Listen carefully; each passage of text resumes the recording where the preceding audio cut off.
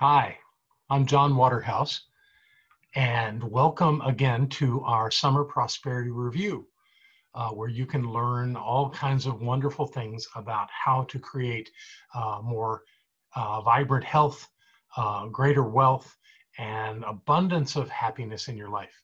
And that's exactly what we focus on, those three things. So over the past week, I've received notices from people who are in our increased income program that they're receiving exactly those things, that there are a number of people that have shared that they're experiencing wonderful happiness in their lives with things that are happening. And the others that are talking about having important health improvements show up in their lives as we do this work. And then there are those that talk about receiving money. And my favorite one this week came from one of our practitioners here in Asheville, who shares that this past week she received compensation from a loved one for some dental work that she had done, that she also received love offerings for her practitioner work, and that she got a refund from the IRS all in 1 week. And I'm very excited to share that with you and let you know that every day, Barbara and I hold on to those to pieces of paper with your names on it. If you're in the increased income program, we hold on to those and we do our treatments knowing that you are experiencing perfect health, perfect wealth, and perfect happiness. And we just let it show up in wonderful ways. And then I look forward to hearing from you when it happens. So if you're in the increased income program, please continue to share this information with us, and we'll share it out there. We're not going to share names. Most people prefer that we don't do that, so we're going to leave it that way. But we do enjoy sharing what's happening with people in the class. Today is the last day of summer, and we call this the Summer Prosperity class, but it seems like it's really working, and we're not restricted by any requirements to stop, so we're going to keep doing these classes for a while. If you're in the increased income program, fantastic. We're going to keep treating your abundance every day. And if you want to be in that program, all you have to do is fill out the registration form on the homepage of our website, and we'll get that information and include you. And then look forward to hearing about your success. So along with all of that, we obviously do ask that you do the increased income treatment every day, so that we're all focusing our minds in that direction to have that increase in our lives. And Barbara and I are doing it diligently. And I know that that you are as well if you're in the program. And if you're joining the program, download that treatment and do it with us every day. It's very powerful. And we, of course, do it as part of the class. So we're going to do it now. So if you would just settle in, and if you're not driving, please close your eyes with me, and let's center and know this truth. Here it goes. I, John, know that God is the source of all supply, and that money is God in action. I know that my good is here now. I am so rich and so full that I have an abundance of money to spare and to share. Today and always, I know that true prosperity includes perfect health, perfect wealth, and perfect happiness. This word, which I speak in faith knowing, now activates universal law, and I accept the results. I bless all that I have now, and I bless the increase. I bless all the others in the increased income program of our class, and I know that we now prosper together in every way. I give thanks for this good, and so it is. All right. So have a great class, and I'll see you at the end. Are you ready? Yes. Are you ready to have what you want to have? Yes. Are you ready to go where you want to go? Yes. Are you ready to buy what you want to buy? Yes. Are you ready to do what you want to do? Yes. Are you ready to be who you were meant to be? Yes. We're going to do our treatment for increased income together aloud. I, Barbara, know that God is the source of all supply, and that money is God in action. I know that my good is here now. I am so rich and so full that I have an abundance of money to spare and to share today and always. I know that true prosperity includes perfect perfect health, perfect wealth, and perfect happiness. This word which I speak in faith knowing now activates universal law, and I accept the results. I bless all that I have now, and I bless the increase. I bless all the others in the increased income program of our class, and I know that we now prosper together in every way.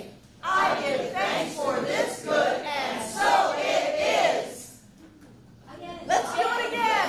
I, Barbara, know that God is the source of all supply, and that money is God in action. I know that my good is here now. I am so rich and so full that I have an abundance of money to spare and to share, today and always. I know that true prosperity includes perfect health, perfect wealth, and perfect happiness. This word which I speak in faith knowing now activates universal law, and I accept the results. I bless all that I have now, and I bless the increase. I bless all the others in the increased income program of our class, and I know that we now prosper together in every way. I give thanks for this good, and so it is. Welcome, welcome, welcome to Class 4 of our Summer to Prosper, Summer Prosperity series at Center for Spiritual Living, Asheville. It is July 29th, 2019. I'm on it right now. And I'm delighted that you're here. I'm delighted for all of the thousands of people watching us online in whatever place and time you happen to be in. So, this is the way it works. You get to share your story of increased income by coming up to the front, speaking in the microphone, putting your tithe in the basket, and letting us all in on the good that you have. One of the good things that happened today is that Mark Elliott on his website, Gratitude Seeds, posted the treatment for increased income as a meditation, and you can listen to it, gratitudeseeds.com. Thank you, Mark. Come on, Linda. Woohoo! I sent a bill, I got an instant PayPal, and here's yours.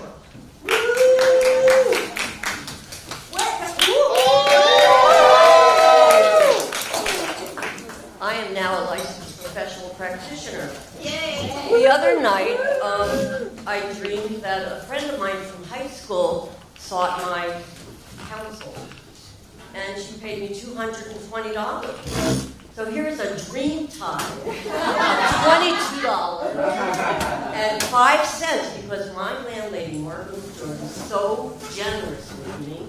Here it is. Down to $50. Hey, girl!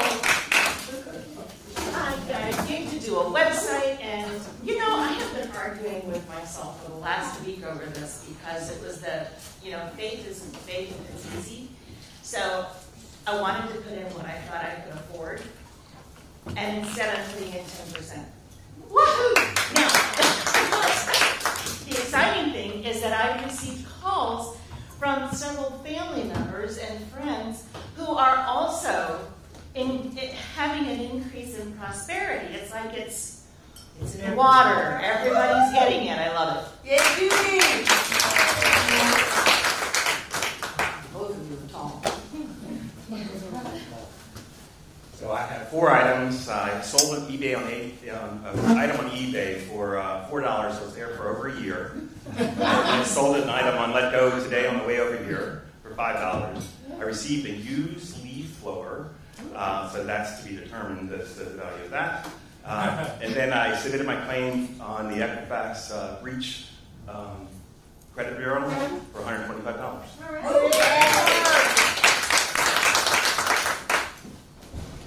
Okay, I got an unexpected job, moving from babies to dogs. That was fabulous, my favorite thing still. I got reimbursed from somebody, and then it wasn't really unexpected, but I found a paycheck that I thought was positive that wasn't really, and so it was kind of like, so I rounded the other two up.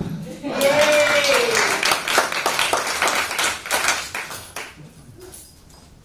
I received $50 bonus check today.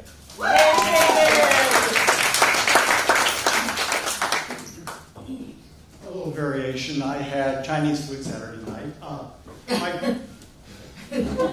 My fortune cookie read, "You will inherit a large sum of money from an unusual source." Yay. Well, I don't want anybody I love to transition, but I bless this increase. It's been a summer. I've missed a couple Sundays, and we've had a couple of Mondays where we didn't have class, so I was kind of falling behind the tide. But I know that my good is here now, and I know that I have more money to spare in the shares, so I'm catching up on my tithe.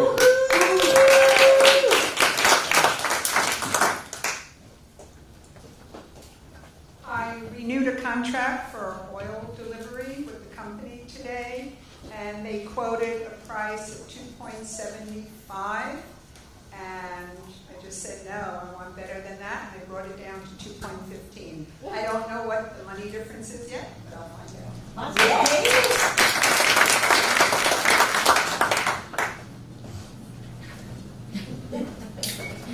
I designed a dress for a client 2 years ago. She's a very prosperous client. I've been treating for her and like her to come back. And she came back with the dress because she liked it so much to get it altered so she can wear it more often. So I got the alterations fees and more work from her down the road. Yay.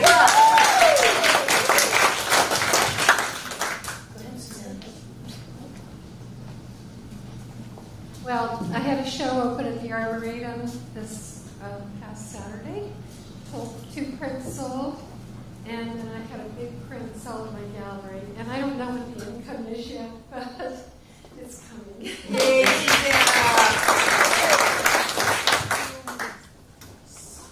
So we received $650 in rent for our temporary tenant, and we received $350 from a new client to do some Facebook ads. And my part 1 of my book went to the editor. Yeah.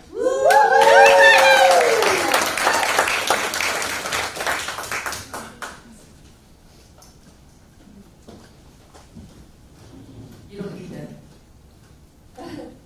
No, I'm turned off. Oh, So I do. you're never. So I got a refund from the IRS. I haven't had that in decades. That was totally, and then I received a check from Mayheck. I know who Mayheck is, but I've never sent them any money. I have no idea why they're sending me money, but I accept. I got a royalty check from Divorce, which I never expect, and Triangle Center for Spiritual Living gave me a lovely honorarium for my talk last Sunday. Yay!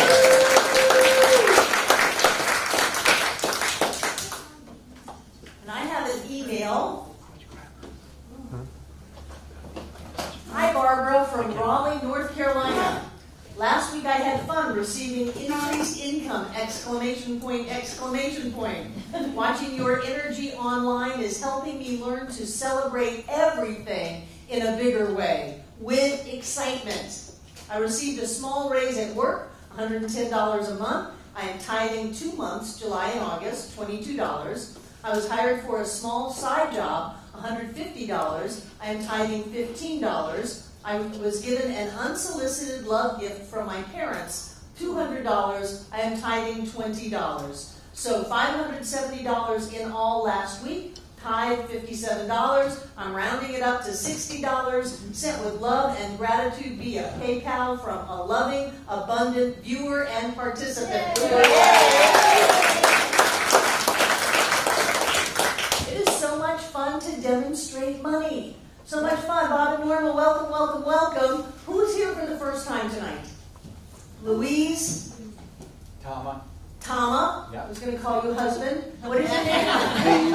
Pardon me? Hayes. Hayes. So wonderful. There are green forms. Does anybody have one? On the back table. Susan is lifting it. There are green forms, and Judy has one. If you want to play the game, This is called the increased income, extreme income, unexpected income, whatever you want to call it, it's fine with us. There's a treatment in there that we just chanted, and we're going to do it a couple more times in the class, so having one of those will give you the words to say. If you want to be a part of the increased income program, then the deal is that you do that treatment at least 2 times a day, preferably lots of times. There are people in this room that have done this treatment for years without stopping. They just do it all the time, and their lives have prospered, and they are blessed. As you demonstrate increased income, that's income above and beyond what you're expecting to get, then you are agreeing to tithe 10% of that increase to this center. And that is to give you the opportunity to experience tithing, to learn how to tithe, to learn how to set spiritual law in motion with your words, your thoughts, and your actions, and then to watch how money shows up in your life from very unexpected ways in increased and wonderful ways. So if you want to play, you don't have to play, but if you want to play, fill out the Put Me on the List section of that flyer, put your name and your address, and even if you're only here for another few days and you go back to wherever you live. Do you live in Minnesota? New Jersey. New Jersey, Minnesota. You go back to Minnesota, keep doing your treatments, and we are all treating for you, and you are treating for all of us. So it's a wonderful time of joining consciousness and creating our good in our life.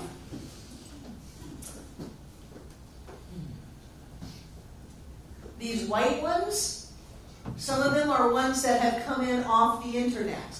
If Margot gets them, she prints them off on green for me and cuts them. But there are people from all over the world participating in this prosperity class and this increased income program, and they are demonstrating. This one person demonstrated $570 last week. There are people all around the world that are joining in consciousness with us so that we can create the life of our dreams. Mary and Deb Love, can I talk about you? Sure. Yeah. You had your open house yesterday, and they reminded me last Monday that they created this amazing green energy, beautiful house in the Olivet community, not a subdivision, a community, complete with full farm and tractor, horses, berries on the French Broad River, and then you created that a year ago in this class. When you were pining after it, there was no realistic way you were going to get that house. There was no way that you were going to have the money for it. And yet here you sit today, sitting out on your front porch, on your green energy, super duper, whatever the ratings are, house in Olivet, living your dream. I reposted your video tonight because you teach us all how to manifest and create the life of our dreams. And that's what we can do. That's what we can have. We can have it all if we are willing to speak the word, think the thought, and take the action. If we set spiritual law in motion, the only thing that can happen is that the demonstration of our thoughts, our energy, our action, our intention shows up in our lives in a definable way that we can hold in our hand, we can open up the door to, we can drive around town. It's real stuff. It's not airy-fairy stuff, and it works for people in the U.S. just as well as it works, shout out, for Bulgaria, our number one country right now, Bulgaria. They're all learning how to demonstrate. Yes. Bulgaria, China, India last month. We're touching the world. So the last few classes, we have been kind of pushing the time a little bit towards the end. So I'm going to go ahead and let John take over the class tonight so that he has plenty of time to get his information out. And if there's time left over, I'll jump back in. I love you guys. This is the most fun class that we ever do. I'm so excited to be in it with you. Yeah. John?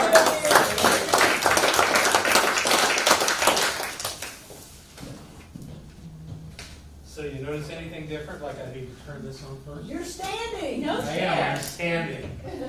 And the only sign of the school over there away from me. Yay, John. But I still have notes. Too much to remember.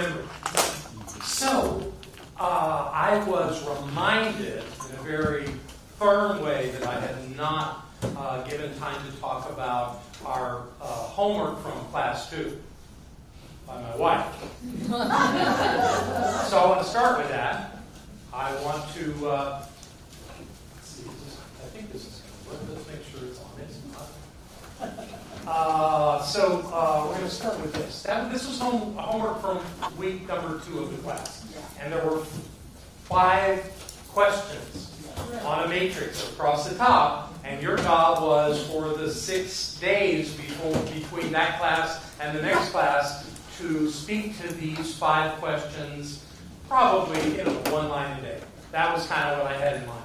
So the questions were, what's your belief?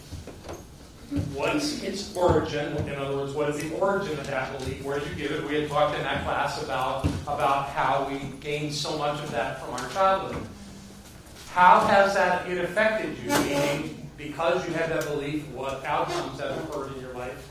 Do you want to release it? The mandatory answer to that was yes, but I wanted you to write it down.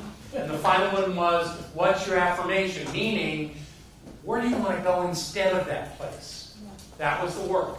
So I just want to open it up to anyone that had a revelation or an interesting thought coming out of that work that week. Anybody have a thought? Yeah. So you want to say something there, Jen? Well. No, in the mic. Because we want everybody around the world to hear. So what I identified, the belief is there is a limit to what I can have or experience. And its origin is fear and doubt. How has it affected you? It's created my reality of money smallness and kept me from being all I am. You want to release it? Yes! And the affirmation is, there is no limit to what I can have, do, or accomplish. Woohoo! Good for you. Anybody else have one they'd like to share? Or a thought? You don't have to actually read it out of your paperwork or your homework. Does anybody? Great. Here you go, Mary.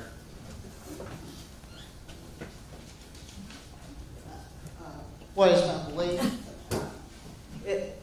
That you can't trust banking institutions. Ooh, that's a good one.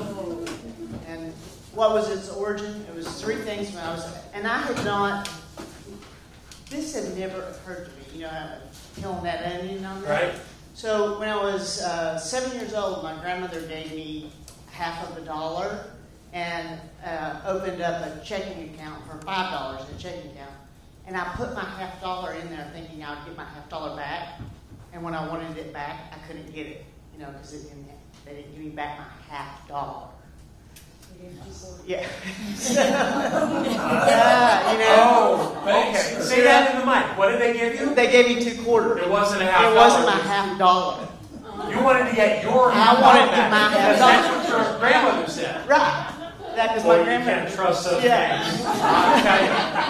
They probably spent your $50. Well, I know. And then, so I decided what to do was that I was just going to save my money and not put it in the bank. I'm just a kid, right? Right. But we got robbed, and when we got robbed, they stole my cash. So then I thought, well, I'll go back to banks and try banks again. Yeah.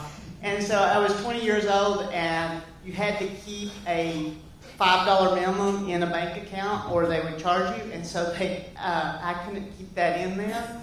And they actually, when they closed my account, I owed $5. So I realized that I never do with the stock market or deal with the banks of the savings on that. I always do real estate instead. So that was sort of interesting to come up with that. Yeah. Good of you to find the source of that so clearly. Yeah. That's brilliant. Yeah. And of course, I released that immediately. And my affirmation is I can trust my inner guidance for prosperity. There you go. Very nice. Those are great. Sherry's got one.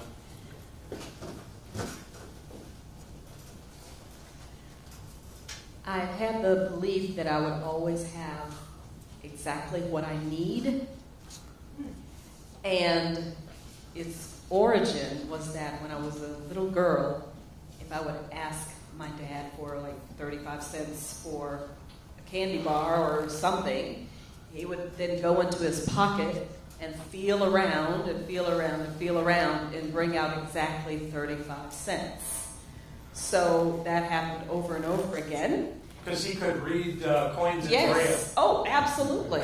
Oh, yes. He knew exactly how to do that. And it's affected me in the way that, I get exactly what I need instead of having more than I need, more than enough to handle all my desires. And yes, I choose to release that. And my affirmation is that I always have more than enough to do everything that I desire. Yes, you do. Yeah. There it is. You got one up here? This was actually a very painful exercise for me. I always was given a message by my mother that if you didn't have money, you weren't good enough. And only people that had money mattered. So I always found that I was giving my money away because I wanted people to like me. But I realized that in the last day or so that I am loved for who I am, not for what I have or what I have to give. Very nice.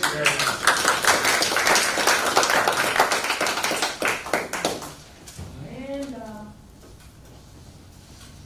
Okay, so my belief has been a limiting belief that I can only make, it's tied to what I can make is what I'm trading my time for. And even though I know that I can know for other people that money can just come to them out of the blue, it's harder to know that for myself. I think, well, I have to do this and then I'll get that. But the stars have been lining up this year. I think this is finally the year that I'm okay with having more money than I actually have traded my time for. And between this class and just thinking about it and Drew donating money to take a Robert Kiyosaki class that has given me a glimpse into a way that we can be investors and we can get our money to work for us, and in a way that makes it seem possible. It's all making more sense now. So I don't know where it came from. I don't care where it came from. But my new affirmation is that abundance comes easily. Yeah. Abundance comes easily to you. Yeah. To you. Yes. Just focus on you. Yes. Let the rest of the world handle it itself. It's on you. Good for you. That's fantastic. And it's not about the starters. It's about your clarity. There you go. So I just wanted to take a side note and say that Amanda and Carrie both completed the Spartan race over the weekend. For everybody else that's watching us online, the Spartan race is the weirdest thing you've ever heard of. It's grueling. How long is it? How long are you out there? We just did the 5K. Okay, it's a 5K, but you do crazy obstacle stuff. The one that everybody knows about is you have to go under mud, under some kind of fencing thing, and come up the other side. That's the one that is just amazing to me. Okay, we got that handled. Okay, Drew, you're up. Not to diminish that, but that was my day in the life every day. Well, I know, but you are a Spartan. You're a commander. And anyway, yeah, that was a 5% loan, though. Right? We'll talk about that. Kidding. Limiting beliefs. Wow. Yeah. I believed stupidly that I wasn't good enough. Even though I had paper routes, I had more paper routes than I had as a kid. At my lawn service, I was working since I was 12 years old, worked hard for everything I had. If you don't work hard, you don't have to work hard. you just have to really think clear. Mm-hmm. Hallelujah. You know, and I remember clearly in 8th grade, they had this big thing in school. They brought us in the auditorium.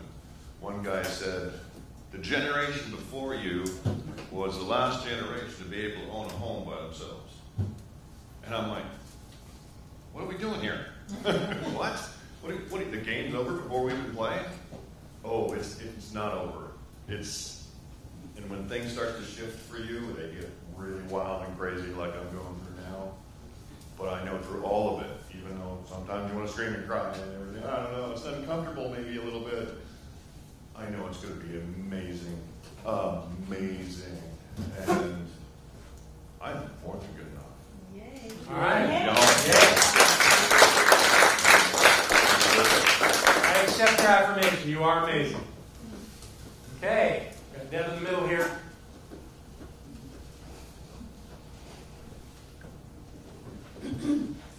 Mine is similar to Drew's, and when I looked at my beliefs and growing up, I never felt good enough, and for many reasons, just being a woman in the South, being gay, and just lots of different reasons, and the Baptist Church telling me things. But anyway, so I went through my life trying to do good all the time, to be good enough, and to earn my likability, or I wanted people to like me, so that I, felt okay about myself. And so, how it's affected me is that I have spent so much of my energy doing things for other people and not putting enough time and energy into myself.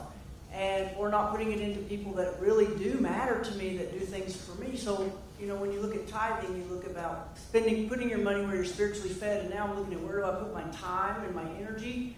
And I'm wanting to put it into people that are actually loving and supporting me, and not just random people that need something done, and I just do it just because. And so when I at the end of my thing, I put, do you want to release it? I'm like, hell yes. So there was room in that box to get over it. Yeah, I got in there, and so I don't remember what the affirmation was, but I've had all these opportunities from the universe.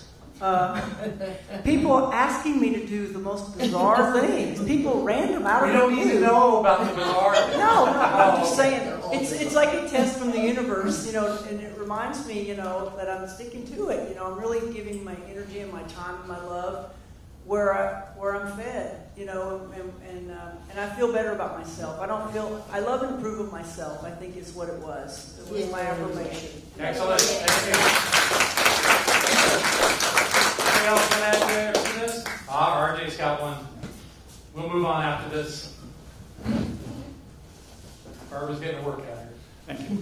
I'm just thinking, I didn't bring my paper. I know exactly what it was coming from my youth. Belief was basically saving everything. Every penny, every nickel I had, papers, things like that.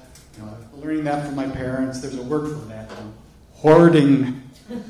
But from that, he was an electronics person. He had every tool he'd ever made, worked with. He had all kinds of old electronics piled everywhere. And just basically saying stagnation to me. That, when Christmas would come around, I wanted to know exactly how much my brothers and sisters were spending on me, so I could spend exactly that much on them.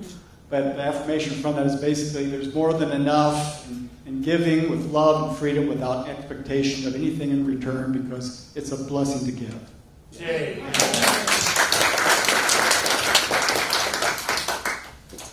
Talk about all beliefs. One for me is that you can't make money on a paper route. That's because when I was 12 years old, I took my bike and I got a paper route, and I went around and delivered all these papers. And then when I went to collect, because you had to collect, from the people you gave papers to, about half of them said, I didn't order the paper. So I lost money on it. So I had that fun. I let it go, moving on, I'm not going to do papers anymore. And then when my first wife got pregnant, and I was involved, I said, we need more money. So I said, well, I've got a car. I'll do a paper route. Way more places I can. The same freaking thing happened. These people said, I didn't order the paper. But your name is on the list, and this is the list the company gave me. So I don't deliver papers anymore. What's your affirmation? I'm never delivering papers again. So that was week number 2. Week number 3, I gave you a couple of things to do. First, there were 3 questions I wanted you to answer. What ideas did your parents say that influenced your current understanding of money? Describe things you observed about the way your parents dealt with money, and describe a seminal event from your childhood that impacted how you relate to money. The answers to these questions are very personal, and I'm not asking you to reveal them. Those were for your own exploration. What I'm interested in was this. Create a transitional statement from an ineffective belief and action to an effective belief and desired result. And it goes like this. I no longer indulge in the debilitating act of, you fill in the blank, which in the past I used to fill in the blank, period. Instead, I now fill in the blank. Who's willing to share what they wrote? Deb is willing to share. Oh, you're going to do it from memory, too. I was ready. I love it. What'd you get? I no longer participate in the debilitating act of people-pleasing, which in the past I used for self-validation, and instead now I love and approve of myself. Ooh, very nice. You didn't like the word indulge. Oh, did I not say that? Or is it no? Oh. Well, let me tell you why the word indulge is in the phrase. It's because anything that we do over and over again that isn't working is an indulgence. It's like we're stuck in it. We're going to talk about that a little bit more. But I found that the most difficult word in that phrase, the indulge. It's silly to indulge. Not indulgent. Yes, I am. Okay, I get it. So yeah, you're indulging in a debilitating act. It's not working, and you keep doing it over and over and over. So that kind of wakes you up to the fact that this isn't working anymore. I'm not going to do it. Hey, who else had something like that? I no longer indulge in the debilitating act of worry, which in the past I used to protect myself. I now live in faith and trust.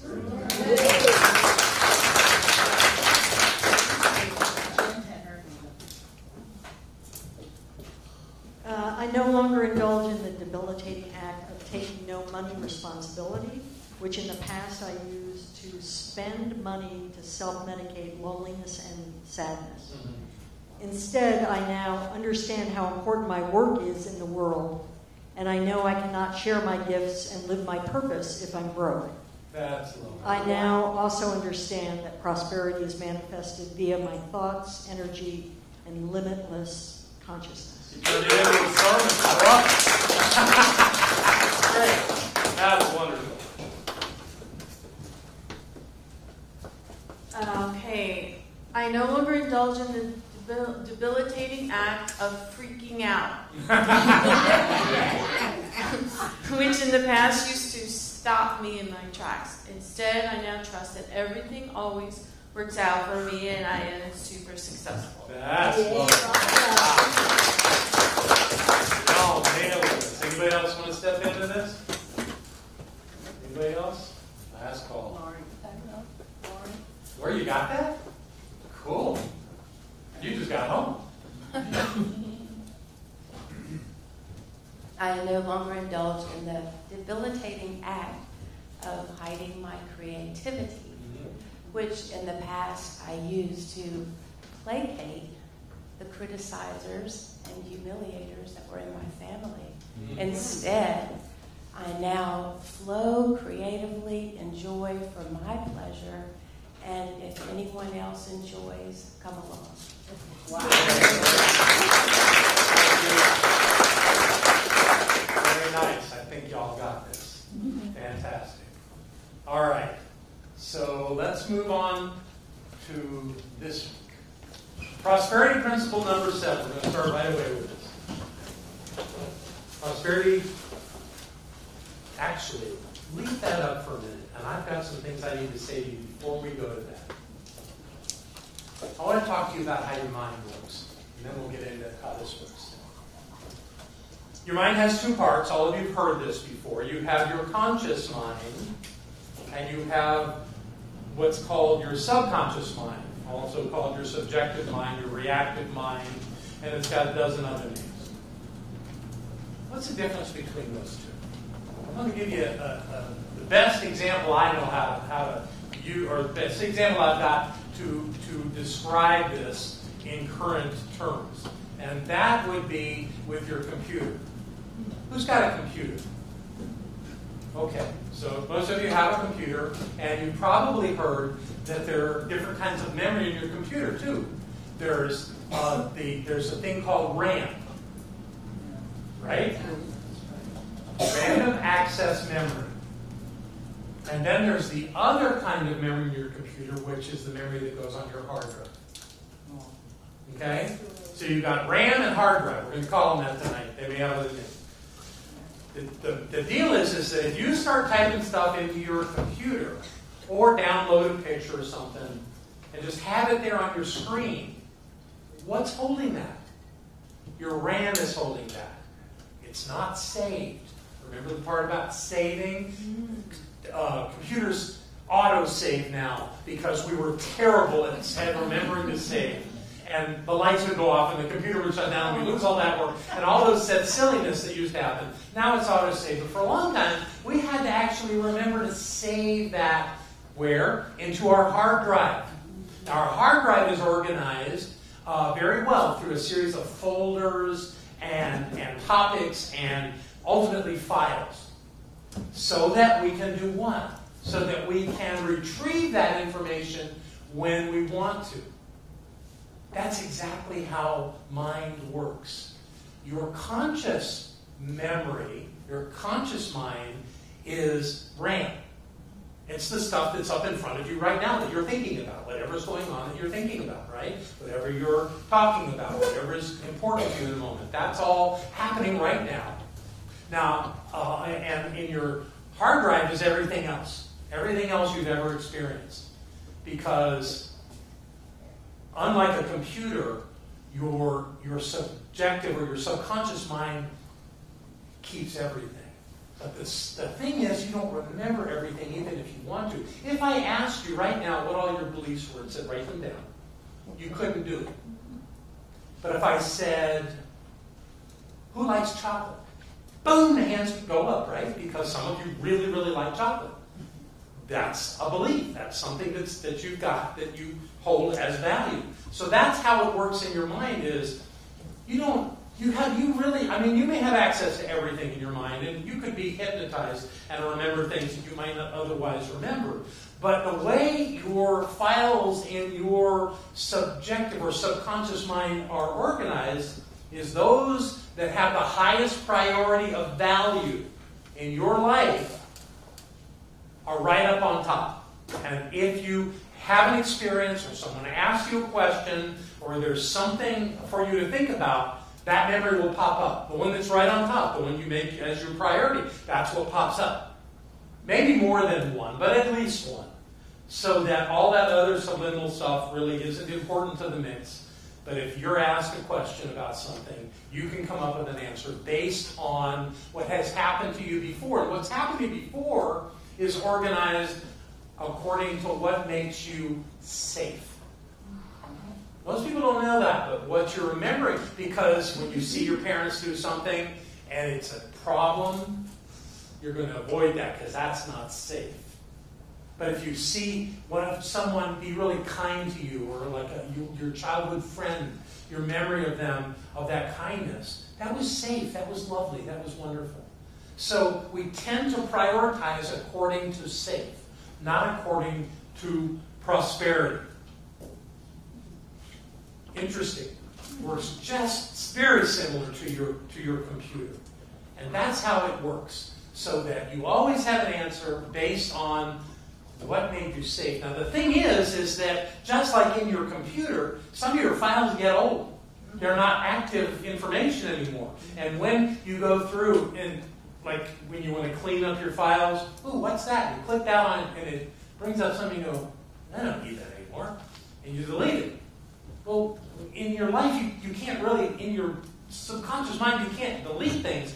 You have to actually make something more important, something more higher prioritized for it to rise above that. The idea of unlearning has a caveat that your subconscious mind doesn't unlearn. Your unlearning is when you make something a higher priority. And if it's a higher priority, then it's the thing that comes up when something pops, when something's going on. So there's still a learning aspect to that, in that old memory, that old belief has dug a hole in your brain. It's got this pathway that's well traveled because of all the times you've said it over and over and over again. That does not mean you can't change it. But what you have to do at times is, when something comes up around that idea of money or having wealth or saving money or whatever the thing is that's going on, that old thing will still pop up. And you have to go, wait a minute, no. This is what I believe. And reinforce that and give a higher priority to that old idea that does not serve you anymore. That's one of those files that just doesn't serve you. So you've got to make things more important. And the way you do that is with this. Everyone can change their thinking in ways that will support them in having a healthy, happy, prosperous life. But you have to do the work. It doesn't come natural. The natural thing that comes is that same old belief that's always been there. As long as you remember. Wait a second. Got to be in the money. We have a question. John, you were saying we prioritize in order of what makes us feel safe. So subconsciously we do that. Right. So when I'm thinking safe, that would also, to me, include it makes us feel safe only because it's familiar. That's a big piece of it. That's a really good point. Even if it's not making us safe, but we are familiar with it, right. We think it's safe. Here's the conversation in your mind. Oh, doing that, taking that job or trying this venture, God, it could fall apart. Nah, you don't want to do that. You're okay the way you are. It's okay. Just keep things the way they are. Don't change. Don't change that. Don't do that. Don't do that. There's a risk factor there. It's not a good idea to take that. That's safe. It's safe, but you never get anywhere. So as our friend Edwin Gaines says, if your palms aren't sweating, you're not playing a big enough game. And the only way to play a bigger game is to create that and to shift away from those things you've always believed. And be willing to take up the challenge. Because when that thought comes up that, no, this isn't safe, or especially when fear comes up, oh my God, what if I did that? What if I invested money in this venture and then I lost it? That's fear. And if you believe in the venture, the thing to say is, thank you for that information. I'm really glad to see that what I'm doing is taking a risk. However, I believe in this thing. I've studied it. I've prayed on it. I've worked on it. And I'm going forward. And I don't know how everything about it's going to turn out.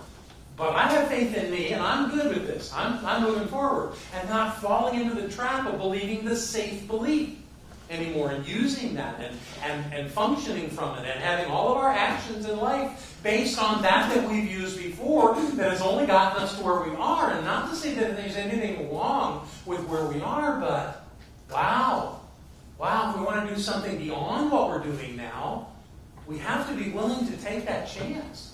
And we have to step beyond the safe. And we have to look at it and be okay with it, even though it's scary. Everybody has fear. Somebody said recently there was someone that received the Medal of Freedom at the White House, and when they were interviewed, they were asked, well, so were you afraid? He said, anybody in a battlefield has got to be afraid or something's wrong with them. But that doesn't stop you from doing what you need to do. And the same applies here. Don't let those old ideas that have been around in your subconscious mind for decades stop you from doing something new, something different. I'm not saying do everything that comes up, but don't let it stop you. Consider it. Look at it. See beyond the fear, beyond the concern that is only attached to where you came from. And see what's there that might delight you in your life. And work from that place. So again, everyone can change their thinking in ways that will support them in having a healthy, happy, and prosperous life. Okay, let's go on to our next one. I just want to make sure we're in. That is where we're in. Impoverished people believe life happens to them. Prosperous people believe they create their lives. Now, I want to talk about the word impoverished. I have known a lot of people in my life. They didn't have a lot of money. And they were good teachers for me because I had the great honor of working in a program that built food gardens in public housing communities. I thought I went in there, I was in my early 30s, and I thought I went in there to help those people. And what happened was those people gave me an education. They were wonderful people. They were proud. Many of them were proud people. Now, they had the drug addicts and the crime, and yes, there was that time where a guy ran through the gardens with a gun and the police were right behind him. Those moments happened, but all in all, I was working with the matriarchs of the community. And they were proud people, and they were good people, and I was honored to learn from them. And just for fun, I brought down what I've got left from those times. They were called Opportunity Food Gardens for public housing residents. I did them in, South Florida, the Los Angeles area, Atlanta, Washington, Chicago, and other places. And if you're at all interested in looking at that, send that around, because that was a great time in my life where I learned a lot. So that, when I'm talking about impoverished, I'm talking about a mindset of being impoverished. Impoverished by your own thinking. Okay? This is not about that. This is different. I want to make that clear. Impoverished people believe life happens to them. Prosperous people believe they create their lives. So if someone is saying that that life is happening to them, if they have any thought that that's true, they're focused on what's not working. And what are they going to get? They're going to get what's not working. And what that's going to do is prove to them, once again, that life isn't working. And they're going to be stuck there. And it's tough to live that life. But when you're in that mindset and you've proven it to yourself over and over and over again, you're absolutely certain that's so. And it is in your life. It is. And that's true of any of us. If we take a limiting thought, we'll prove it to ourselves. We'll see it. It'll show up. And we'll go, there it is.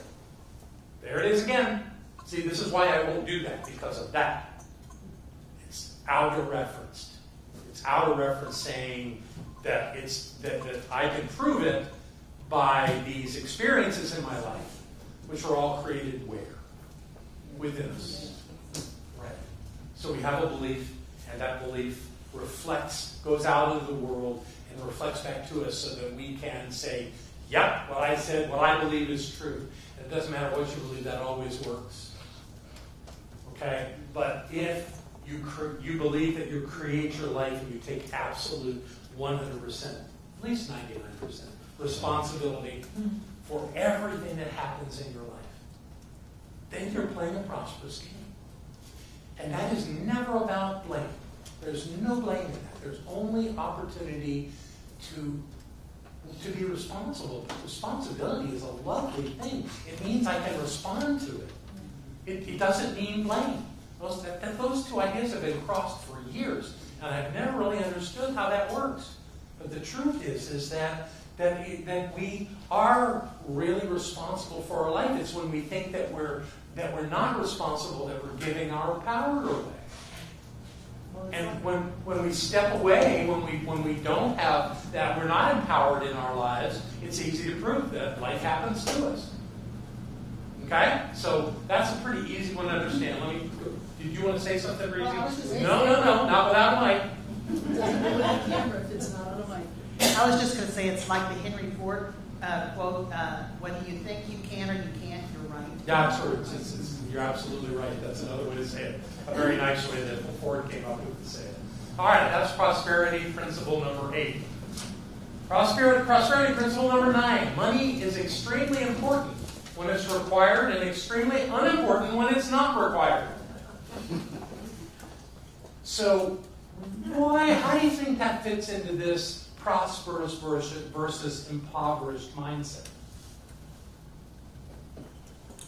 You might say that people with an impoverished consciousness, money is important all the time. Money is important because I need more money.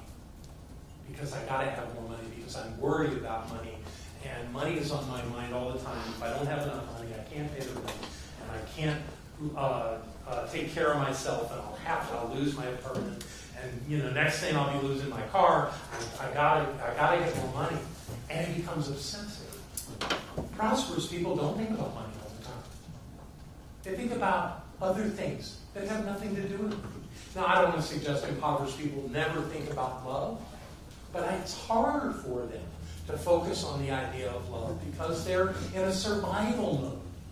They're trying to make it hold together. Where people who are prosperous have plenty of time for fun and happiness and joy and love and all the other benefits of life, those things you can't take to a bank. Bank won't take them, right? Can't pay a bill with them either. But aren't they incredibly important in a balanced, wholesome life?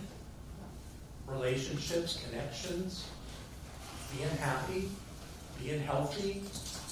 A lot of people have money worries, and they worry themselves to being sick. It's just not a healthy way to live your life when money is the top priority all the time.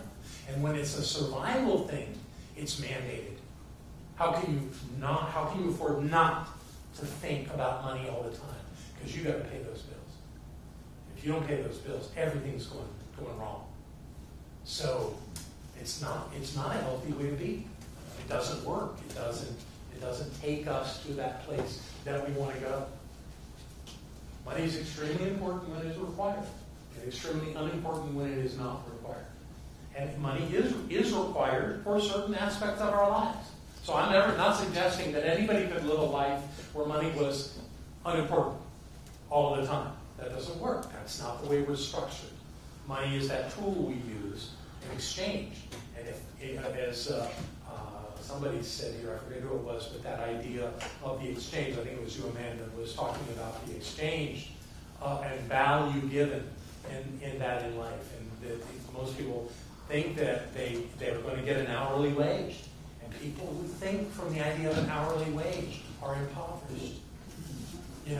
This fighting for a higher minimum wage so that everyone could have a new minimum. Because I'm only seeking to do the minimum, but I want it to be bigger. It doesn't work like that.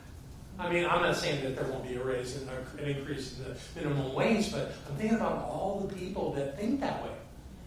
That are people that are making $12 an hour now and somehow think their lives will be vastly better at 15. They won't. It won't make enough difference for them to move beyond an impoverished mindset.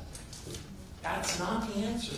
The answer is within the individual and how we experience this idea of value added. What are we bringing to the table? And frankly, if it's $15 an hour, we're playing a very small game. There's a better game for everybody. I mean, perhaps I have heard we need people that work for minimum wage because nobody else wants those jobs. Well, my thought is that we could restructure our whole society in a way that everybody could win, rather than having a class of people that have to lose. Yay!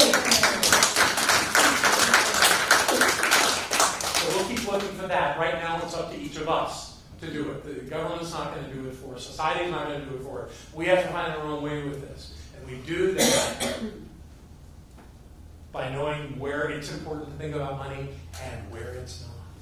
And drawing the line there. ensure that you're clear.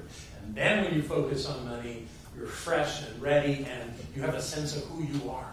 And you bring that to the creation of money in your life. Jane has a thought. Okay, question. Yes, sir. Is it possible to cut out competition? Is it possible to cut out competition? Yeah. Well, you know what? I've always believed that collaboration is maybe not always, but I have come to believe that collaboration is a higher state of relationship than competition. You know, and any capitalist will tell you that competition makes people find better ways to do things, and you know, raises the value of things because of competition. But I think you could argue the same thing with collaboration. You know, it's just a different way to organize it. Actually, I believe takes us to a more fulfilling place of working together. And I know that there are people in industries, and I believe Mary Love may be one of them, that teaches people how to collaborate in the real estate market, especially around green, so that they can all do better. When I was the president of Centers for Spiritual Living, I created a new area of ministry.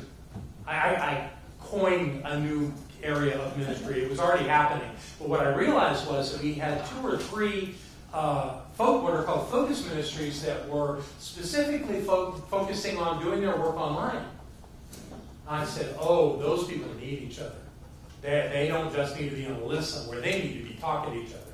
So I convinced the powers that be to add a 4th area of ministry. We have centers and churches. We have what's called teaching chapters. We have what are called focus ministries, which are really whatever you want to do. But then now we've pulled out of that online ministries. So that's a category of ministry in our movement. And the only reason I did that was not to segregate them from anybody else, but to bring them together so they could collaborate and figure out how to do this work online very well. And frankly, I feel like I'm being rewarded for that work that I did there, because our online work is as good as anywhere in this movement. Yeah. We're touching as many lives as any other ministry. So I believe that being that generous and bringing forth the idea of collaboration created it in our work. Yes? When I taught, that's what I did. Hello. When I taught, that's what I did, is I cut out competition in my classroom, and I was teaching writing in college. And it worked, didn't it? What? It worked. And it worked because I divided the students into groups, and each group, they all read groups of maybe 4 or 5 students, and they read each other's papers and created, and made them stronger. And then they presented these papers to the rest of the class. The rest of the class took notes on them. That's great. And it was, So you up-leveled the whole class? Huh? You up-leveled the whole class by doing that? I did, yeah. And not only that, but the writing, students who, were really never had written their suddenly became very good. Yeah, good for you. That's brilliant. Thank you. Please be very much. Here's another problem with competition, is that it presumes that there's not enough. And that you've got to fight to get your share. But the truth is there's as much as we want to have. And that when industries collaborate and work together, that what you find out is there's more to sell. There's more services to give. There's more products. So that collaboration has a value of increasing the market rather than restricting the market, or the idea that there's not enough. Good question. Thank you. Hi there. This is John again. I hope you had a great time with the conversation in this week's class. I know that you're doing what it takes to live an abundant, rich, full, prosperous life, and that it is your absolute right as a spiritual being on planet Earth to prosper. So keep doing that. Keep doing your increased income treatment every day, and know that this is the truth of your life, and allow that abundance to show up and to make your life what it is meant to be. And with that, let's do our increased income treatment again together. So say this with me, and I'm going to say my name. You're going to say your name. I, John, know that God is the source of all supply and that money is God in action. I know that my good is here now. I am so rich and so full that I have an abundance of money to spare and to share, today and always. I know that true prosperity includes perfect health, perfect wealth, and perfect happiness.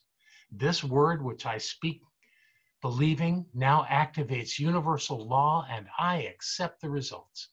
I bless all that I have now, and I bless the increase. I bless all the others in the increased income program of our class, and I know that we now prosper together in every way. I give thanks for this good, and so it is. And with that, go out and have a fantastic week. We love you here at Center for Spiritual Living, and we'll see you again soon. Thanks.